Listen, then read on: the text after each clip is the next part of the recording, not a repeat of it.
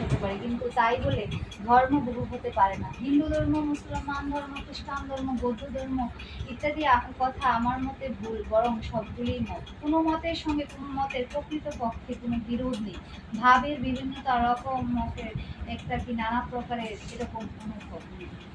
সব মতে সাধনা বিস্তারের জন্য, তবে তা নানা প্রকারের হতে পারে, আর যতটুকু বিস্তারে যা হয় তাই অনুভূতি বা জ্ঞান, তাই ধর্ম অনুভূতি।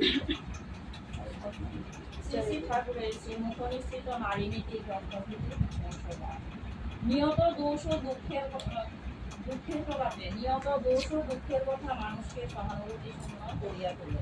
কারণ মানুষ তোমার হইতে দোষ বা দুঃখ চায় না, চায় জীবন আনন্দ যশ ও বৃদ্ধি। তাহা যদি না পায়, তোমার আপনার বলিয়া কেন থাকিবে না, সরিয়া যাইবে, নিবিয়া যাইবে, দেখিবে।